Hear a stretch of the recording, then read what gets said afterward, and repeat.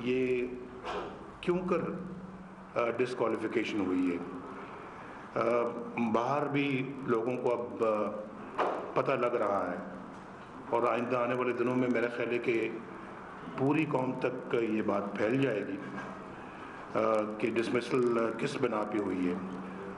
اور میں یہ سمجھتا ہوں کہ مجھے کم از کم فخر ہے اللہ کے فضل و کرم سے اس بات پر کہ میری ڈسکوالیفیکیشن جو ہے وہ کسی کرپشن کی وجہ سے نہیں ہوئی. اس بات پر نہیں ہوئی کہ میں نے قوم کی امانت میں خیانت کی ہے. اس بات پر نہیں ہوئی کہ میں نے کوئی کک بیک یا کمیشن لیا ہے. صرف اس 4 سالہ دور میں نہیں، الحمدللہ کسی بھی پچھلے دور میں بھی، چاہے وہ وزارت عظمیٰ کا دور تھا، چاہے وہ وزارت اعلیٰ کا دور تھا، یہ اللہ تعالیٰ کا مجھ پہ خاص احسان اور مجھ پہ خاص کرم رہا ہے کہ ایسا کوئی داغ دھبا نہیں ہے. اور میں یہ سمجھتا ہوں کہ آپ بھی میرے دست و بازو ہیں، ساتھی ہیں، اور آپ کو بھی اس بات پہ خوشی ہونی چاہیے کہ آپ کا یہ پارٹی کا سربراہ جو ہے وہ الحمدللہ اس کا دامن صاف ہے. اگر نکالا بھی تو کس بات پہ نکالا؟ کوئی ڈسکوالیفیکیشن کی کوئی یہ وجہ بنتی ہے کہ آپ کا دل اس بات کی گواہی دیتا ہے؟ کسی کا دل اگر اس بات کی گواہی دیتا ہے تو بے شک اٹھ کے کھڑا ہو کے بتائے کہ میں اپنے بیٹے کی، میری کمپنی ہے، ملک سے باہر تھا، میں ایگزائل میں، اور اس ایگزائل کے دور میں ویزا لینے کے لیے، جو کہ ہزاروں پاکستانیوں کے پاس یہ فیسلٹی ہے، جانتے ہیں سب جو بزنس کرتے ہیں، جو دبئی آتے جاتے ہیں، کہ ویزا ویسے لینا کتنا مشکل ہوتا ہے. تو مجھے جب میں ملک سے باہر تھا تو آپ کو یہ پتہ ہونا چاہیے کہ سعودی عرب کے بعد جب میں لندن گیا تو مجھے لندن میں 3 مہینے، غالباً 3 مہینے تھے یا 6 مہینے، میں یاد نہیں ہے، اس سے زیادہ میں نہیں رہ سکتا تھا.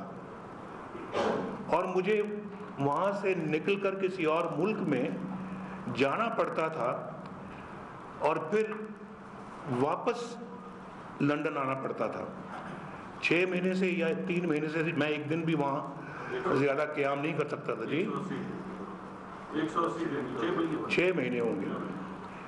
تو اس کے لیے پھر میرے لیے ویزا لینا ممکن نہیں تھا. اور آپ کو یہ بھی معلوم ہونا چاہیے کہ جب میں لندن جانا چاہتا تھا وہاں سے تو میرے پاس پاسپورٹ نہیں تھا، جو تھا وہ اس وقت ایکسپائر کر گیا تھا.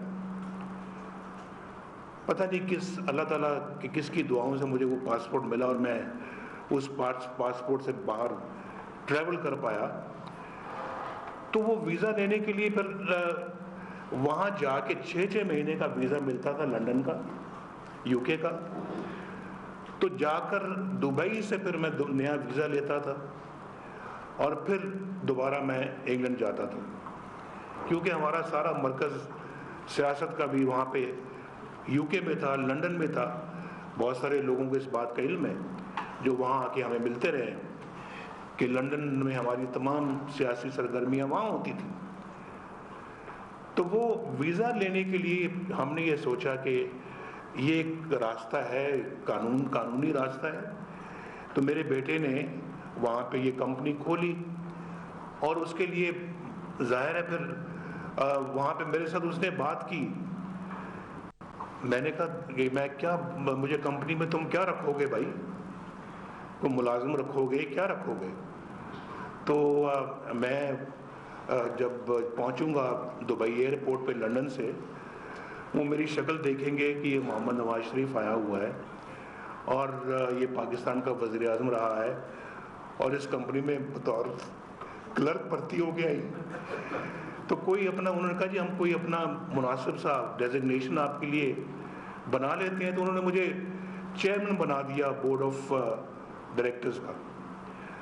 ظاہر ہے چیئرمین بننے کے لیے پھر تنخواہ بھی لگانی پڑتی ہے، تو 10,000 اس وقت غالباً 15-16 روپے کا ایک درہم ہوتا تھا، تو 10,000 درہم جو ہے وہ تنخواہ مقرر کر دی گئی، جو کہ تقریباً 1.5 لاکھ یا 2.25 لاکھ کی ہوگی۔ چیک کر لوں گا کہ اس وقت روپے کا یہ درہم کا کیا ریٹ تھا روپے کے ساتھ۔ تو اب اپنا جو ہے وہ تنخواہ وہاں پہ انہوں نے لگا دی۔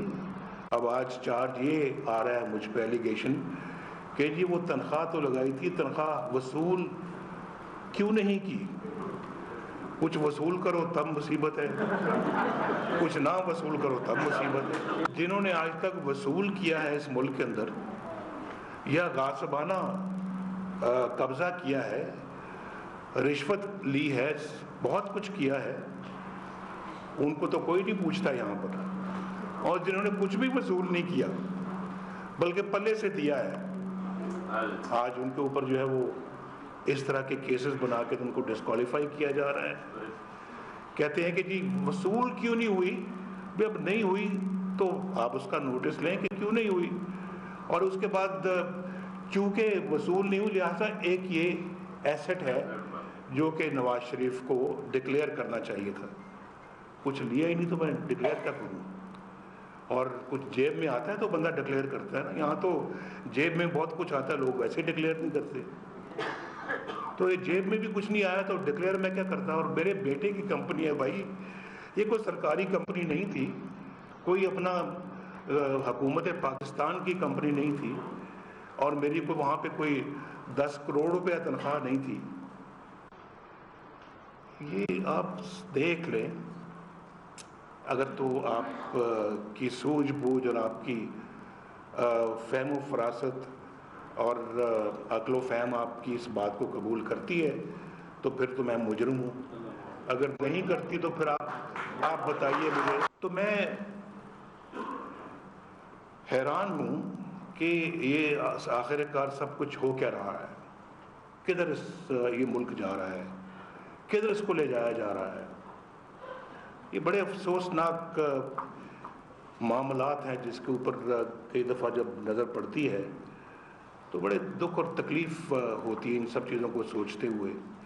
پچھلا 1.25 سال اسی میں گزرا ہے ہمارا، یہ جو پیناما لیکس میں گزرا ہے، اور بے پر کی اڑائی گئی ہے، اتنی دھول اڑائی گئی ہے اس میں کہ انسان حیران ہو جاتا ہے کہ یہ سب کچھ اس ملک کے اندر کیا ہو رہا ہے۔ اور کوئی چینل کچھ کہہ رہا ہے، کوئی چینل کچھ کہہ رہا ہے، کوئی پتہ نہیں آسمان زمین کے کلاوے میں لا رہا ہے، اور کوئی اپنا الزامات، اور پھر اس کے بعد بدقسمتی سے ہمارے کچھ نووارد قسم کے سیاستدان جو ہیں انہوں نے بھی اپنا حد کر دی الزامات کی، اور انہوں نے بھی حد کر دی جو ہے وہ جھوٹی تہمتوں کی، آج خود بھی اس کے اندر وہ گھرے ہوئے ہیں۔ اور میں اللہ کا شکر ہے، اللہ تعالیٰ نے بہت دیا ہے، 1937 سے دیا ہے جب میں پیدا بھی نہیں ہوا تھا، اور اگر یہ سب کچھ ماشاءاللہ اگر فیکٹریاں بھی اللہ نے دی ہیں اور پھر گھر بھی دیے ہیں اللہ تعالیٰ نے، تو اللہ تعالیٰ نے اس کے ذرائع بھی اللہ کے فضل و کرم سے دیے تھے جہاں سے یہ سب چیزیں بنی ہیں۔ یہ تو وہ لوگ ہیں جن کے پاس تو ذرائع بھی نہیں ہیں۔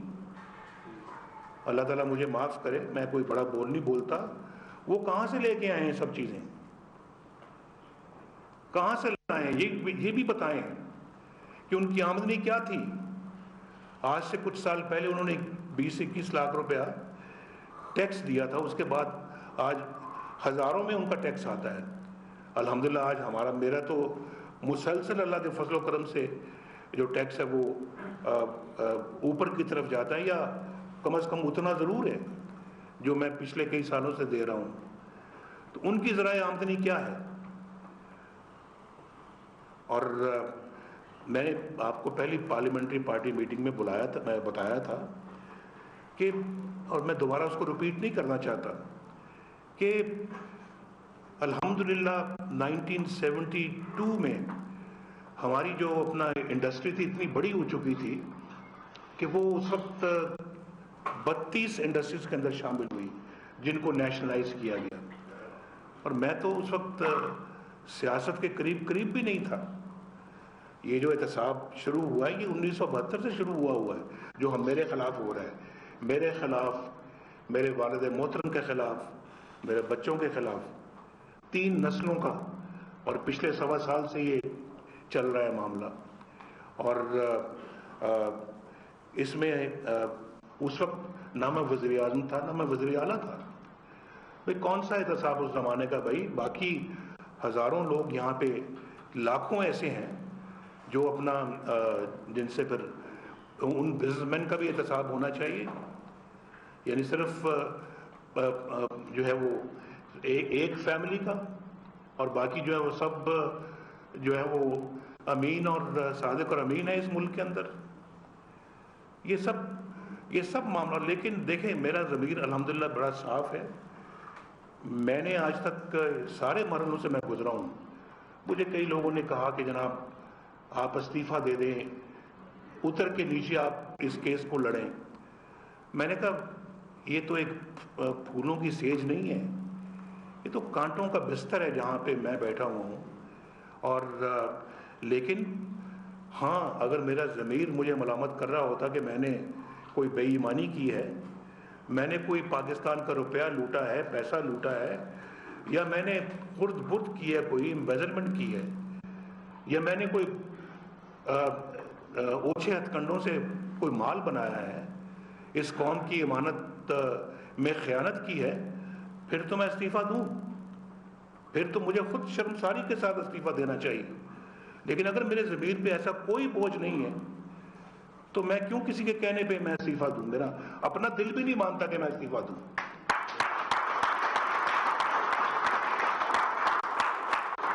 तो इस्तीफ़ा नहीं दिया तो आज वैसे निकाल दिया गया है। ये बहुत सोचने वाले लम्हात, ये लम्हा फिक्रिया है हम सब के लिए। ये वाक़तन लम्हा फिक्रिया है। और मैं एक नजरियाती आदमी हूँ। शायद आज से मैं कोई 20, 25, 30 साल पहले इतना नजरियाती नहीं था, लेकिन नजरियाती बन चुका हूँ। हालात और वक्त ने मुझे नजरियाती बनाया है।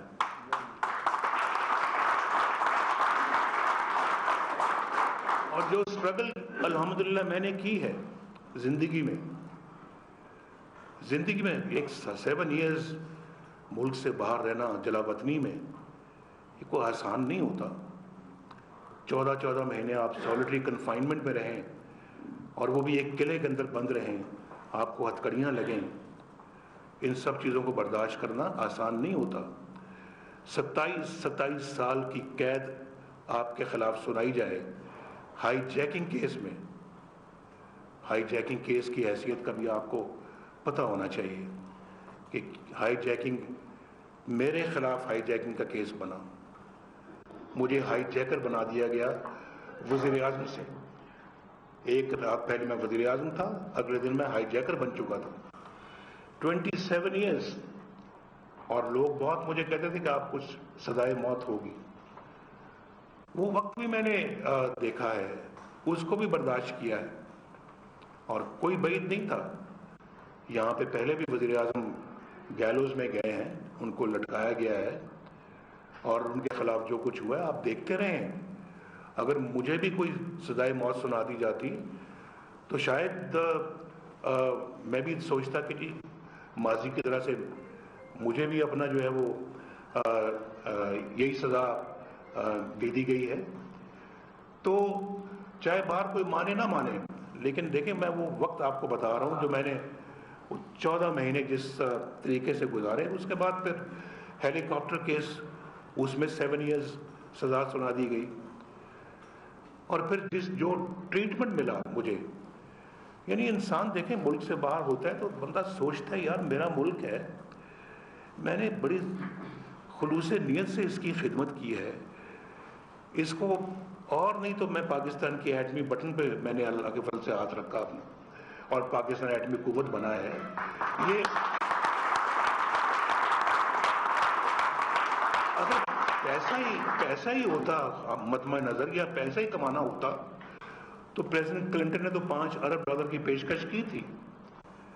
اور وہ $5 ارب میں خدا نہ خواستہ نیت خراب ہوتی میں اپنی جیب میں بھی ڈال سکتا تھا، یا میں کچھ اس کا حصہ اپنے پاس رکھ لیتا، باقی میں اپنا یہاں کتابوں میں ڈال دیتا قوم کی. اور پھر اتنا بڑا پریشر، دنیا بھر کا پریشر، اور پھر دوسری طرف ہمارے اس ملک نے جس سے ہماری 3 جنگیں ہو چکی ہیں، اس نے ایٹمی جو دھماکے کیے، تو پاکستان کی تو پھر یہ ایک عزت کا معاملہ آ گیا. یہ ہمارے لیے ایک بڑا غیرت اور عزت کا ایک مقام آیا کہ ہم بھی اس کو اسی طریقے سے جواب دیں جس طرح سے اس نے یہ کام کیا تھا. دنیا کا پریشر اپنی جگہ پر، اور آپ ایک ایسے ملک کے وزیر اعظم کے ساتھ یہ سلوک کر رہے ہیں جس نے ماشاءاللہ اقتصادی ترقی میں بھرپور کردار ادا کیا، پاکستان کو دفاعی طور کے اوپر الحمدللہ بنانے والا تو اللہ ہے، اللہ کی ذات ہے، ناقابل تسخیر بنایا اللہ نے پاکستان کو دفاعی لحاظ سے. اور پھر آپ اس کے خلاف، اور پھر وہ آپ کے معاملات کو ٹھیک کرنے میں ہمسایوں کے ساتھ ایک اچھے طریقے سے اکراس دا ٹیبل بیٹھ کے معاملات کو ریزالو کرنے کے لیے اس نے اپنا کردار ادا کیا اور کر رہا تھا. تو آپ نے یعنی یہ سب چیزوں کو کیوں نہیں ملوث خاطر رکھا؟ اور پھر آپ نے پکڑ کے اس کی گورنمنٹ کو ٹاپل کیا، اس کو ہتھ کڑیاں لگا کر آپ نے جو ہے وہ جیل پہنچایا. اور میں آپ کو ایک بات بتا دوں، میں بالکل بتانا چاہتا ہوں کہ الحمدللہ مجھے اس بات کا فخر ہے کہ یہ جو کام جو کیا تھا اس زمانے میں بھی یہ چند لوگوں نے کیا تھا. اور میں بیٹھا ہوا تھا جب یہاں پر اٹک کے قلعے میں، تو باہر فوجیوں کا پہرا تھا. وہ یا آپ یقین کریں کہ میں دیکھ رہا تھا کہ جب وہ باہر ہوتے تھے، میں اندر وہاں سے جالی سے کبھی دیکھتا تھا، تو وہ ہاتھ اٹھا کے، جب ان کو پتہ لگتا تھا کہ میں دیکھ رہا ہوں، ہاتھ اٹھا کے وہ دعا کرتے تھے. اور میں نے ان کی آنکھوں میں آنسو دیکھے، میں نے آنکھوں میں آنسو دیکھے. تو جب کبھی کو ماشاء اللہ اگر اس ملک میں لگتا ہے تو اس کا یہ مطلب نہیں ہے کہ 100% فوج اس ماشاء اللہ کے پیچھے ہوتی ہے. چند لوگ ہوتے ہیں جو یہ کام کرتے ہیں، قانون توڑتے ہیں، آئین توڑتے ہیں. بہت پاکستانی فوج کا بہت بڑا حصہ جو ہے وہ اس قانون توڑنے، آئین توڑنے کے جرم میں شامل نہیں ہوتا.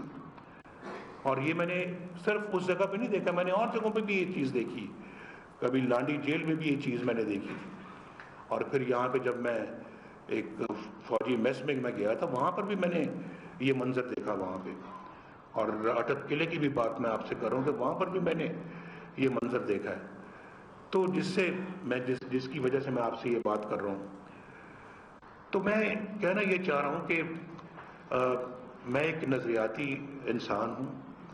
نظریات پہ میرا کوئی سمجھوتا نہیں ہوتا اور ہونا بھی نہیں چاہیے. شاید اسی وجہ سے کچھ سزائیں اگر بھگتی ہیں تو مجھے ان کا کوئی پچھتاوا نہیں ہے. میں اگر اس وجہ سے سزائیں ملی ہیں تو مجھے بالکل کوئی پچھتاوا نہیں ہے، کیونکہ میں سمجھتا ہوں کہ پاکستان نے اگر آگے بڑھنا ہے، پاکستان نے اپنی منزل پانی ہے، تو یہی ایک راستہ ہے کہ ہم اپنے آئین اور قانون کی پاسداری کریں. ہم آئین کے راستے پہ چلیں، رول آف لا ہونا چاہیے اس ملک کے اندر، اور پاکستان جو ہے تبھی ترقی کر سکتا ہے، خوشحالی سے ہم کنار ہو سکتا ہے کہ ہم ایک ہماری 70 سالہ جو ہسٹری ہے وہ بہت ہی قابل افسوس ہے، لیکن ہمارا آنے والا وقت جو ہے وہ قابل افسوس نہیں ہونا چاہیے. ہمیں اب کم از کم سبق سیکھ کے اپنی غلطیوں کا اصلاح کرنی چاہیے، اور ہم سب کو مل بیٹھنا چاہیے کہ بھئی یہ ملک تو اس طرح سے نہیں چلا، نہ یہ چلے گا. آؤ بیٹھو بھائی، بتاؤ کس طرح سے اس ملک کو چلایا جا سکتا ہے. آپ لوگ نہ آپ کی اسمبلی کی مدتیں پوری ہوتی رہی ہیں، نہ وزیر اعظم اس ملک کے اندر اپنی مدت پوری کرتے رہے. آپ نے دیکھا ہے ماضی کے اندر کہ یہاں پر آدھے مدت میں ہی آپ کی اسمبلیاں ڈیزالو ہوتی رہی، اور کسی کل جیسے میں نے بھی بتایا ہے کہ کل میں ٹیلی ویژن کے اوپر دیکھ رہا تھا کہ کس طرح سے جو ہے وہ یہاں پہ وزیر اعظم آئے اور سال 2 سال میں چلتے بنے۔ ملک تو کبھی ایسے نہیں چلتے۔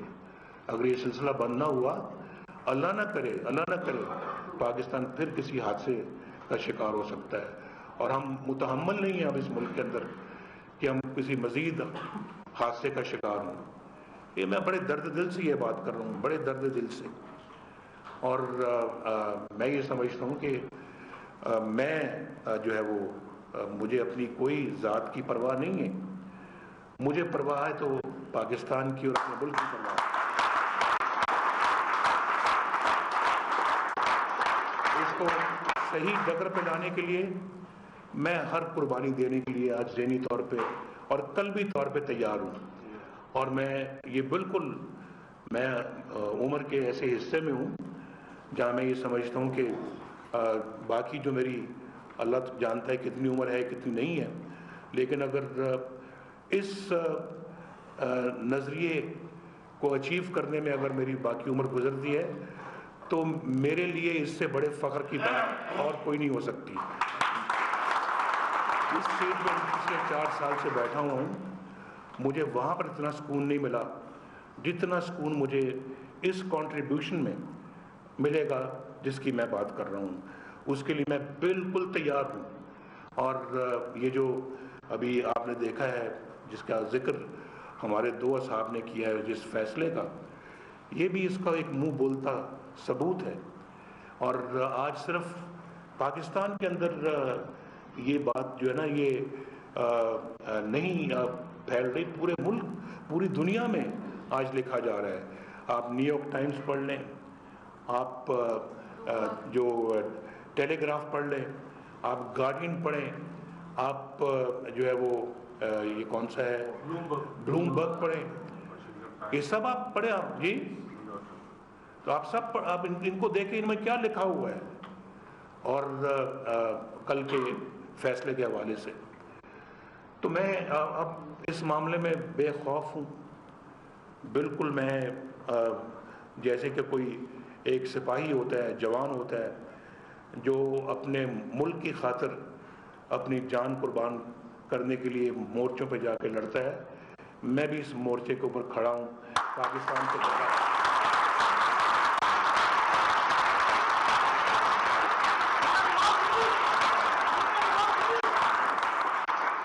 اور میں ہر قیمت پر انشاءاللہ پاکستان کے آئین، قانون، رول آف لا کا انشاءاللہ دفاع کروں گا۔ میں چاہتا ہوں کہ آپ میں سے بھی ایسے جو ابھی تک شاید کسی نہ کسی طریقے سے اس ڈگر پہ نہیں آئے، آپ بھی آئیں، میرے ساتھی بنیں، اس نظریے کو میرے ساتھ مل کے سپورٹ کریں۔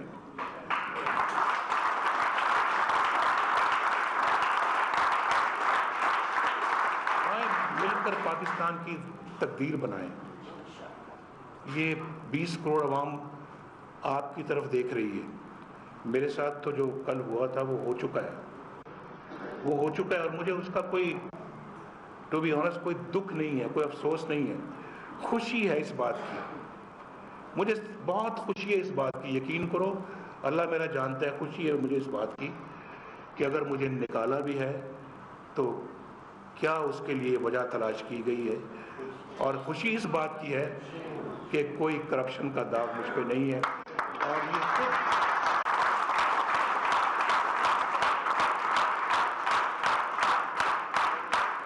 ہم نے پاکستان کو بدلنا ہے۔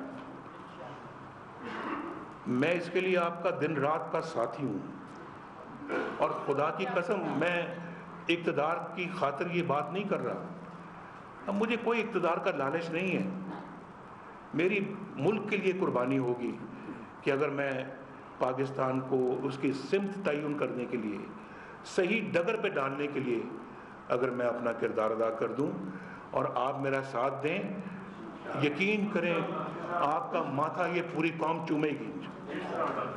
آپ نے میرا ساتھ دینا۔ دیکھیں میں آج وزیر اعظم نہیں ہوں، اور پھر بھی میں نظریے کی بات کر رہا ہوں۔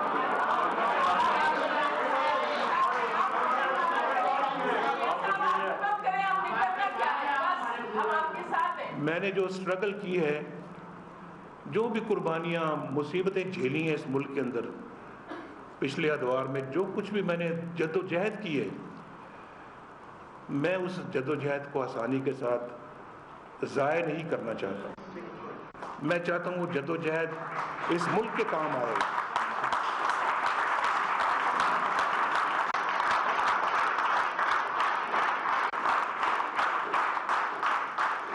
میں چاہتا ہوں یہ جد و جہد اس قوم کے کام آئے، اور اس کا فائدہ پہنچنا چاہیے 20 کروڑ عوام کو۔ یہ میرا ایک خواہش ہے میری، اور میری دعا اللہ تعالیٰ اس میری خواہش کو پورا فرمائے، اور میں بے لوث اس ملک کی قوم کی خدمت کروں۔ کوئی لالچ نہیں ہے وزیر اعظم بننے کا۔ بڑی مشکل سے میں نے یہ فیصلہ کیا تھا 2013 میں کہ میں اس ملک کا وزیر اعظم بنوں۔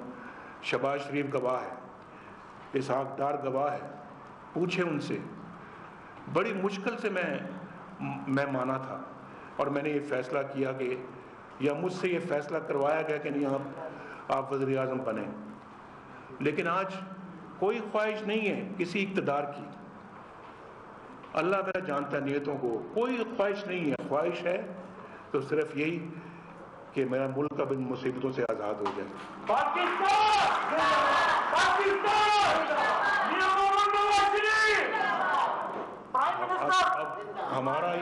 ہمارا یہ جو ہے مقدر یہ نہیں ہے کہ ہم بھٹکتے پھریں، کبھی اس راہ پہ، کبھی اس راہ پہ، کبھی ادھر، کبھی پیچھے، اکثر پیچھے۔ یہ ہمارا مقدر نہیں ہے، اور ہمارا مقدر تو بہت کچھ تھا۔ بہت سارے ملک جو ہمارے پیچھے تھے آج ہمارے بہت آگے چلے گئے، اور ہم آج بھی بھٹک رہے ہیں، پیچھے بھی چلے گئے اور بھٹک بھی رہے ہیں۔ ابھی تک ہم نے اپنی صحیح سمت کا تعین نہیں کیا۔ تو میں آج جو ہے وہ آپ سے ملتمس ہوں کہ اس جد و جہد میں، اس کو مکمل کرنے میں، ملک کو صحیح منزل پر ڈالنے کے لیے آپ میرا ساتھ دیں۔ میرا آپ بازو پکڑیں، میں آپ کا بازو پکڑوں گا انشاءاللہ، اور میں آپ کو یقین دلاتا ہوں انشاءاللہ کہ یہ ملک ایسا ایک خوبصورت ملک بن جائے گا کہ انشاءاللہ جس کو شکست دینا اللہ کے فضل و کرم سے اس دنیا میں کسی کے بس میں نہیں ہوگا۔ تو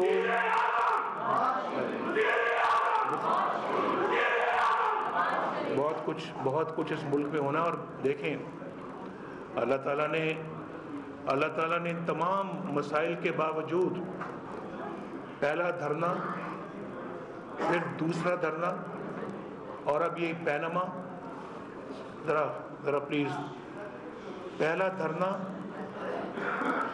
دوسرا دھرنا، اور پھر اب یہ پینما لیکس جو ہے، یہ کتنا وقت ضائع کیا اس قوم کا انہوں نے۔ اس کے باوجود اللہ تعالیٰ کا بے پناہ احسان ہے کہ آج پاکستان سے اندھیرے چھٹتے ہوئے نظر آ رہے ہیں۔ آج پاکستان سے لوڈ شیڈنگ ہمیں الوداع کہہ رہی ہے۔ آج پاکستان میں روشنیاں واپس آ رہی ہیں۔ آج کراچی دوبارہ آباد ہو رہا ہے اور امن قائم ہو رہا ہے وہاں پر۔ ہم نے یعنی پاکستان کے اندر جو 2013 کے ذرا ٹیلی ویژن چینلز کو دیکھیں آپ، کیا حال تھا دہشت گردی کا پاکستان میں۔ دہشت گردی کی ہم نے کمر توڑی ہے۔ جو اکا دکا واقعات ہوتے ہیں انشاءاللہ یہ بھی ختم ہو جائیں گے، اور یہ اگر ڈسٹربنس نہ ہوتی، جیسے کہ سی پیک ہمارا لیٹ ہوا اس وجہ سے کہ یہاں پہ دھرنے تھے، یہ دھرنوں کی سیاست نہ ہوتی، یہ جو نیگیٹو پالیٹکس نہ ہوتی، آج یقین کریں آج کے 100% دہشت گردی کا بھی کلا کما ہو چکا ہوتا۔ لیکن الحمدللہ، اور نہیں تو 70-80% دہشت گردی اس ملک سے ختم ہو چکی ہے۔ آج پاکستان کی ترقی کا دوبارہ دور شروع ہو گیا ہے۔ آج پاکستان 5.3% گروتھ ریٹ اچیو کر رہا ہے۔ سٹاک مارکیٹ ڈاؤن ہوئی کیونکہ یہ کام شروع ہوا۔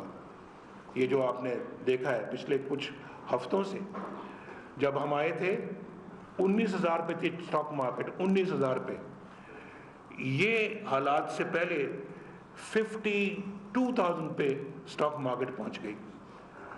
روپیہ پھر متزلزل ہو رہا ہے، اس لیے کہ انسرٹنٹی جو ہے وہ ملک کے اندر پھر پیدا کر دی گئی ہے۔ پاکستان کے اندر جو ہے وہ جائیں جا کے دیکھیں، بلوچستان میں بلوچستان کے وزیر اعلیٰ بیٹھے ہوئے ہیں، جگہ جگہ سڑکیں اور ہائی ویز بن رہی ہیں، یہ بیٹھے ہوئے ہیں یہاں پہ۔ بلوچستان کے دوست میرے بیٹھے ہوئے ہیں یہاں پہ، ابھی میں نے دیکھا ان کو، جگہ جگہ روڈز ہائی ویز بن رہی ہیں، گوادر بن رہا ہے، ایک نئی پورٹ بن رہی ہے، نیا پاکستان تعمیر ہو رہا ہے۔ اور پھر جو ہے وہ بلوچستان، ہم نے صرف، میں اقتصادی بات نہیں کرتا، ہم نے سیاسی طور کے اوپر بلوچستان کو دوبارہ پاکستان کے ساتھ ملایا ہے۔ یہی بلوچستان 2011 میں، 9 میں، 2008 میں، 2005 میں، اس سے بھی پہلے، اور پھر 2013 میں کس طرح سے جو ہے وہ کیا حالات پیدا ہو چکے تھے بلوچستان میں، آپ کو وہ مناظر یاد ہونے چاہیے۔ ہم نے کہا نہیں بھائی، یہ بلوچ بھائی بھی ہمارے ہی ہیں، یہ بلوچ پارٹیاں بھی ہیں۔ مجھے ایسی لگتی جیسے ہم پی ایم ایل این کہ ਉਹਦੇ ਕਹਿਣ ਨਾਲ ਕੀ ਹੁੰਦਾ, ਇਹ ਜਿਹੜਾ ਜਾ ਰਹੇ ਆ ਹੁਣ ਨੈਬ ਦੇ اور اللہ کے فضل و کرم سے ہم نے اپنا سب کو اپنے گلے کے ساتھ لگایا۔ کے پی کے میں مولانا فضل الرحمان صاحب نے مجھ سے مشورہ کیا کہ ہم مل کر یہاں حکومت بنا سکتے ہیں۔ ہم نے کہا نہیں، اگر دوسری پارٹی، کسی پارٹی نے ووٹ، چاہے وہ 2 ووٹ بھی زیادہ لیے ہیں، ہم ان کو یہ حق دینا چاہتے ہیں۔ اور آج ہم نے ان کو موقع دیا کہ آپ بنائیں حکومت وہاں پر، ان کی کارکردگی آپ کے سامنے ہے وہاں پر، اور جس قسم کا وہاں پہ نیا پاکستان بن رہا ہے، آپ جان رہے ہیں، وہاں جانتے ہیں آپ اس کو۔ ایک چھوٹی سی میٹرو بس نہیں بنا سکے، اور شہباز شریف صاحب نے یہاں پہ کئی میٹرو بسیں بنا دی ہیں۔ اور اس کے بعد پھر اپنا دیکھیں، سندھ کے اندر ہم نے خوش دلی کے ساتھ قبول کیا، خوش دلی کے ساتھ ان کی حکومت کو قبول کیا۔ اور پھر زرداری صاحب کو فیئرویل میں نے دیا، بھئی آپ کو بھی اس کی کوئی روایت ہی نہیں تھی پاکستان کے اندر۔ ہم نے کہا آئیں، آپ وزیر، آپ صدر رہے ہیں، کھانا کھائیں میرے ساتھ، رخصت کیا بڑی عزت کے ساتھ ہم نے ان کو۔ ہم تو ملک کو اس طرح چلانا چاہتے ہیں، ہم لڑ مڑ کے نہیں ملک کو چلانا چاہتے، یہ ملک ایسے چلے گا بھی نہیں۔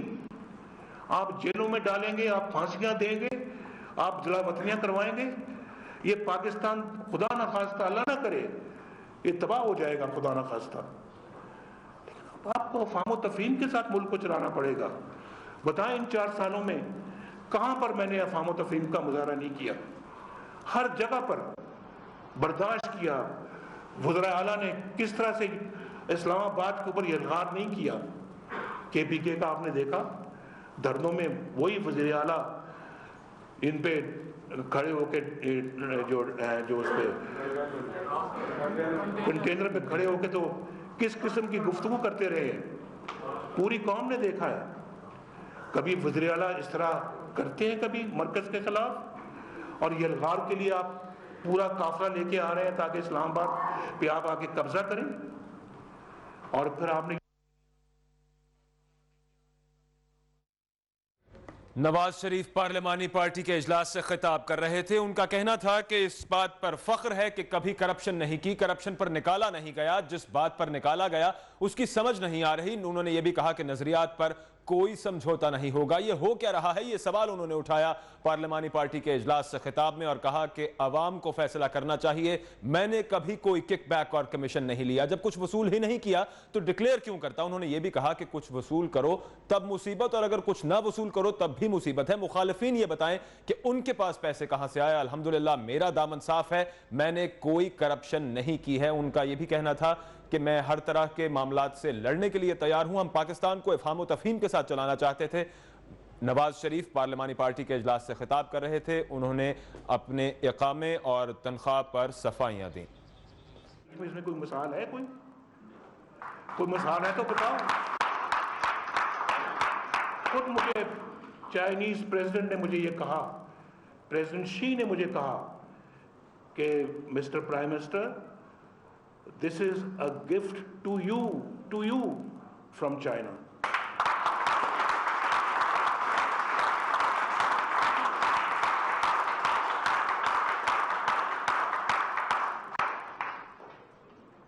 मैं को अपने मुंह मियां मुट्ठू नहीं बनना चाहता, लेकिन जो पाकिस्तान के लिए मैंने जो खिदमत की है, मैं ये समझता हूं कि उसका एतराफ़ होना चाहिए। मैं उसके लिए मुआवजा नहीं मांगता, मैं किसी से इनाम नहीं चाहता, लेकिन जो सलूक यहाँ हमारे साथ होता रहा है, मैं समझता हूँ कि हम उस सलूक के मुस्तहिक नहीं हैं। कम से कम इस तरह का सलूक होना नहीं चाहिए 20 करोड़ अवाम के नुमाइंदे के साथ। ऐसा सलूक जो है, ये तौहीन आमेज सलूक, ये कम से कम गवारा नहीं है। और ये कम से कम मैं नहीं समझता कि इसकी मुझे कोई तवक्को थी। लेकिन जो कुछ हुआ है, कल हुआ है, मेरा ख्याल है कि इसको तारीख जांचेगी कि ये फैसला जो है ये पाकिस्तान के लिए फ़ायदेमंद था या पाकिस्तान के लिए नुकसानदेह था। और फिर मैं दोबारा उसको रिपीट नहीं करना चाहता कि ये जो जिस वजह से मुझे डिस्क्वालीफाई किया गया है, शायद गालिबन और कोई ऐसी वजह बनती ही नहीं थी।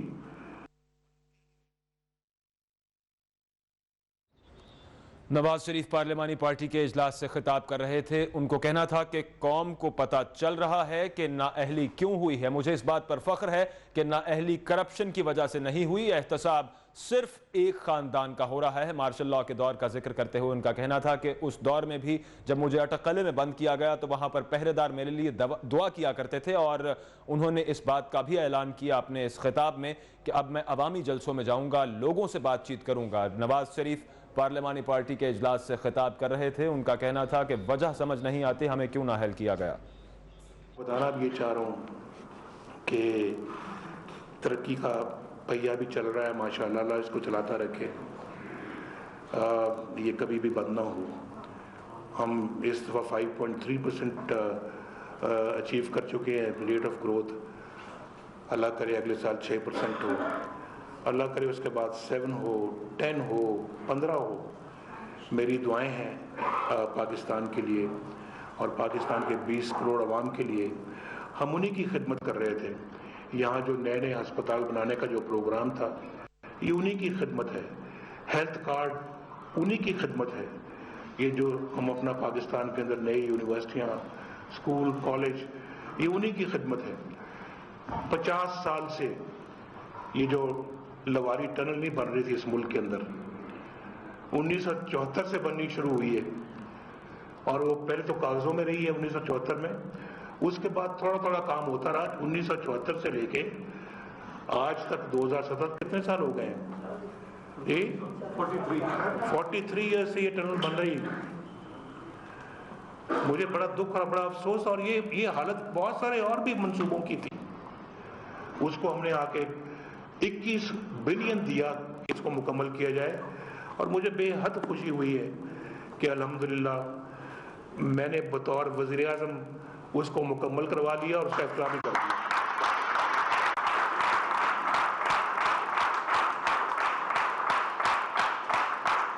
मैंने भी ताहिर साहब वो कहते हैं जी, नवाज शरीफ पार्लिमानी पार्टी से खिताब कर रहे थे। उन्होंने ये सवाल उठाया कि मुझे किस बात पर निकाला गया। उनका ये कहना था कि अल्लाह का शुक्र है और मुझे इस बात पर फख्र है कि कभी करप्शन नहीं की और करप्शन के इल्जाम पर नहीं निकाला गया। इस एफजेडी कंपनी से पैसे लेने पर निकाला गया। उनका ये भी कहना था कि पैसे ले लो तो मुसीबत है, अगर पैसे ना वसूल करो तब भी मुसीबत बन जाती है। नवाज शरीफ पार्लिमानी पार्टी के इजलास से खिताब कर रहे थे। कल परसों हमने जाना था, शहबाज शरीफ साहब को मालूम है पहली तारीख थी शहबाज साहब, हाँ 31 परसों ये जो बलों की का प्रोजेक्ट तैयार हो चुका है और उसका इफ्तिताह करना था। अब इंशाल्लाह शहबाज शरीफ साहब करेंगे। मैं सिर्फ ये कहना चाह रहा हूँ कि 21 महीनों में ये मंसूबे मुकम्मल किए गए हैं। 21 महीनों जो दुनिया में 4 सालों में मुकम्मल होते हैं और पाकिस्तान में तो 10 सालों में भी नहीं होते। 21 महीनों में मैं समझता हूं कि ये बहुत बड़ा काम है। शहबाज शरीफ साहब ने इसकी ज़ाती तौर पर निगरानी की है।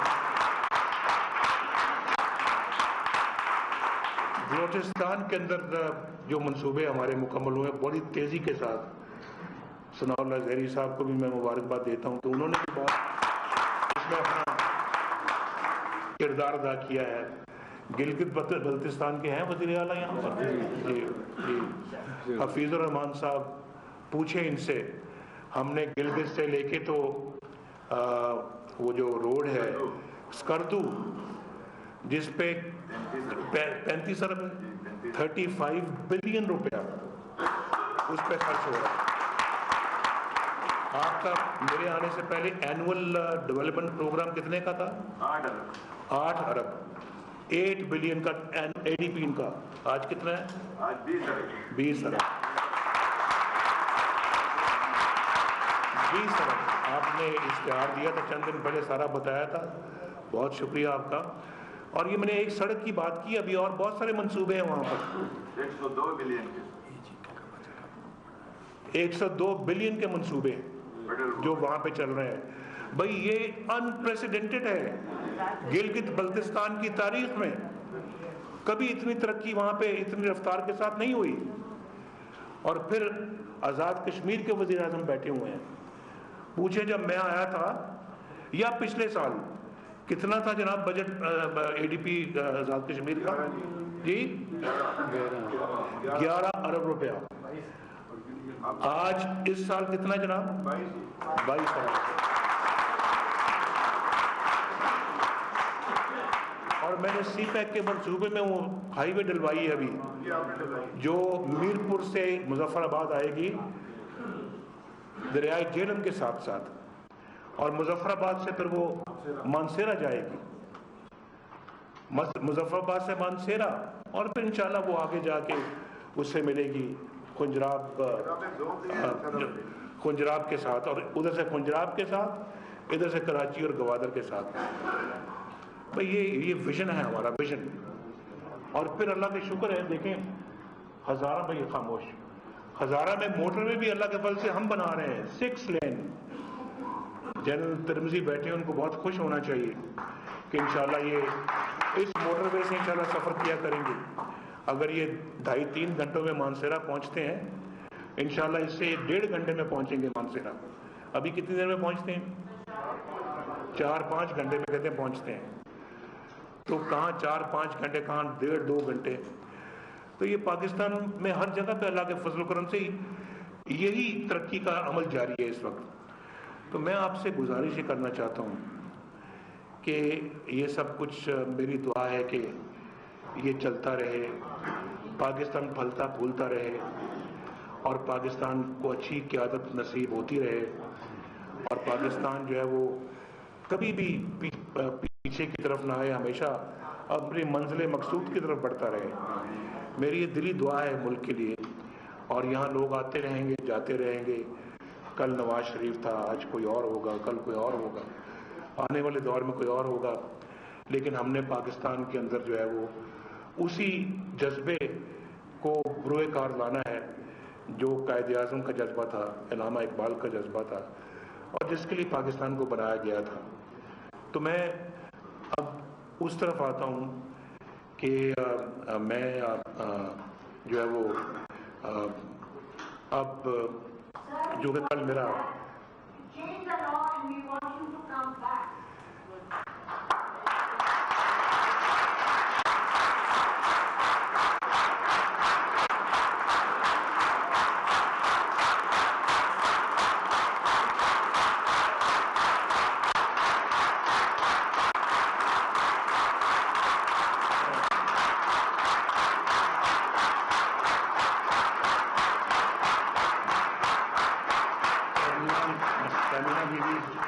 बहुत बहुत शुक्रिया आपका, आपके जज्बात मेरे लिए काबिल कदर है और आप सबके भी काबिल कदर हैं जिन्होंने इस पे जो है वो इस बात को आपने उस पे तालियां बजाई हैं। मैं आपका बहुत मशकूर हूँ। लेकिन अब मैं तो रुखसत हो रहा हूँ और अब मैं समझता हूँ कि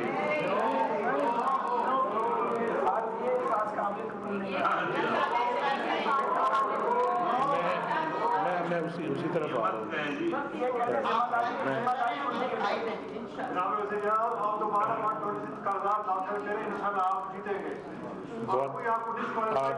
लेकिन मैं आपके साथ हूँ इंशाअल्लाह। अल्लाह चाहेगा तो मैं आपके साथ हूँगा, आपके हलकों में आऊँगा इंशाअल्लाह। आपके साथ मैं पाकिस्तान भर का दौरा करूँगा, आपके साथ साथ रहूँगा मैं इंशाअल्लाह। और पाकिस्तान की तरक्की में मैं और आप अपनी काविश और अपनी जदोजहद करते रहेंगे। हम पे बड़ा कर्ज है इस 20 करोड़ आवाम और यहाँ के जो नौजवान हैं उनकी खिदमत का बड़ा बेपनाह जज्बा है मेरे सीने में और मेरी दुआ है कि अल्लाह ताला उन सबको एक बाइज़्ज़त रोज़गार अता फरमाए। तो मैं इंशाअल्लाह आपके साथ हूँ अल्लाह के फजल से। अगर हुकूमत में ना हुआ, बतौर वज़ीर-ए-आज़म आपके साथ ना हुआ तो क्या है, उससे कोई फ़र्क नहीं पड़ता। और लेकिन मैं इंशाअल्लाह, लेकिन मैं आपको किसी भी कीमत पे, किसी भी मौके पे, किसी भी कीमत में मैं आपको नहीं छोड़ूंगा इंशाअल्लाह।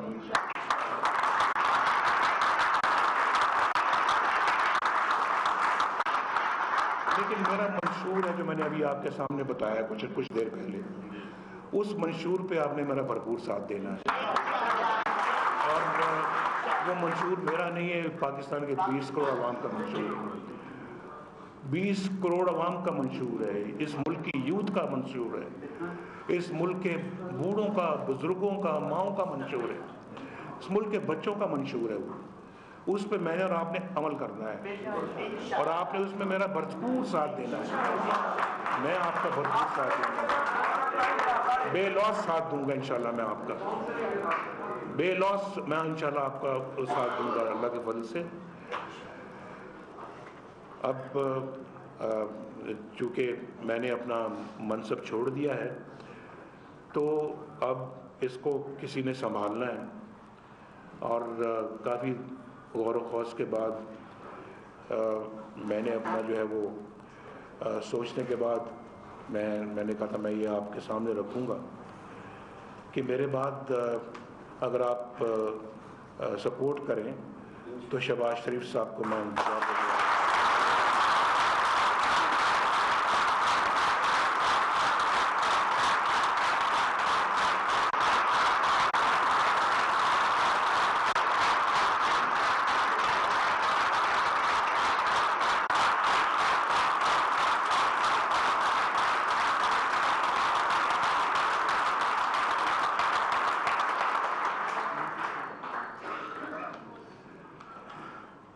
शहबाज साहब को कुछ वक्त लगेगा, अभी ग़ालिबन 50-55 दिन लगेंगे आते हुए, तो इलेक्शन लड़ना पड़ेगा इनको।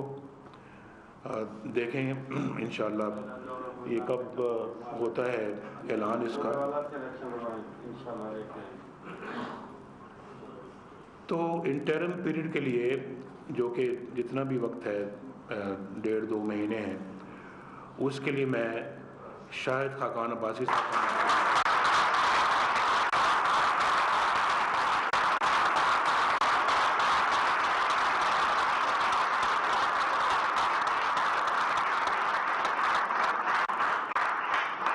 نے شاید خاقان عباسی صاحب سے جب ذکر کیا تو وہ بڑے جذباتی ہو گئے، لیکن میں ان کا بڑا مشکور ہوں کہ انہوں نے اس کو قبول فرمایا، اور شہباز شریف صاحب بھی بہت جذباتی ہو گئے لیکن انہوں نے بھی اس کو قبول کیا ہے۔ میں دونوں صاحبان کا بہت مشکور ہوں۔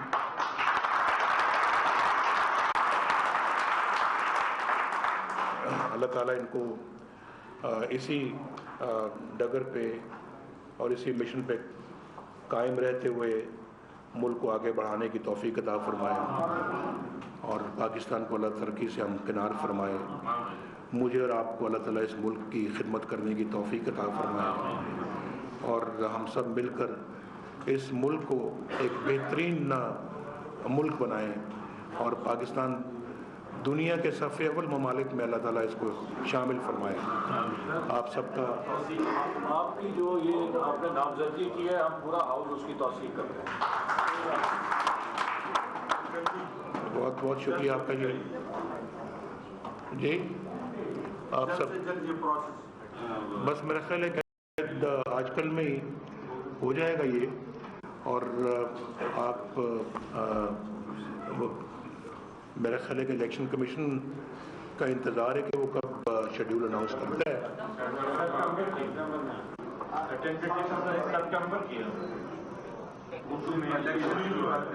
نہیں میں ابھی وزیر اعظم کی بات کر رہا ہوں، وہ اسپیکر غالباً اس کا شیڈیول دیں گے تو